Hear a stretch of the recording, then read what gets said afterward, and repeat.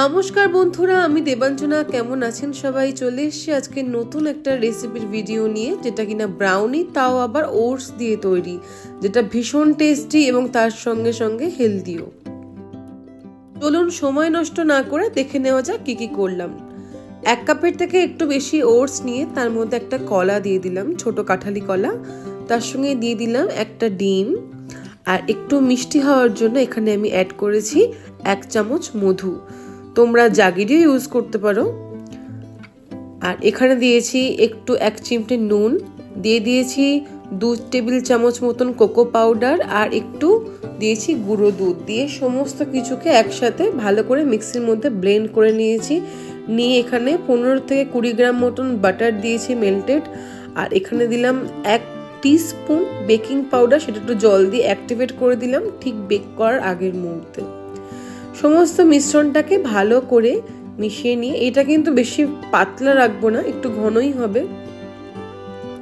সমস্ত মিশ্রণটাকে একদম মিশিয়ে নিয়ে এবারে একটা কেক মোল্ডে এটা আমি ঢেলে দেব। কেক মোল্ডে একটা বাটার পেপার আমি অয়েল দিয়ে গ্রিস করে নিয়েছি।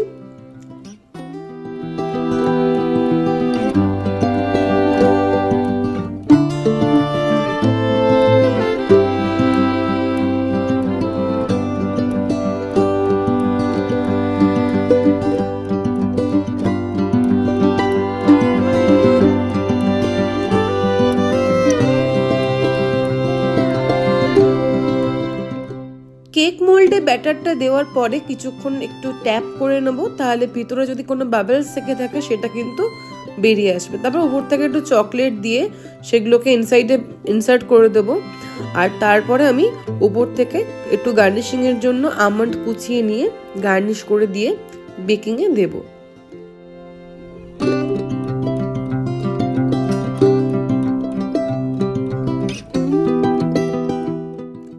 এখানে আমি মাইক্রোওয়েভে কনভেকশন মোডে দিয়েছি। আমার বেশিক্ষণ লাগেনি, একদম এই 7 থেকে 8 মিনিটের মধ্যেই কিন্তু এটা পুরো বেক হয়ে গেছিল। আর এটা একদম পারফেক্টলি বেকড হয়েছে। তোমাদের আমি এটা কেটেও দেখাবো।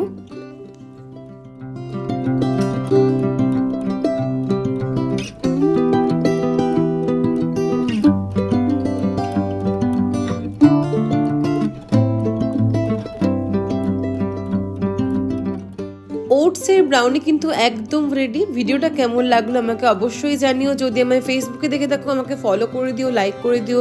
আর যদি আমার ইউটিউবে দেখে থাকো তবে অবশ্যই আমাকে সাবস্ক্রাইব করে আমার পাশে থেকো। চলো দেখা হবে অন্য একটা ভিডিওতে, ততক্ষণে টাটা।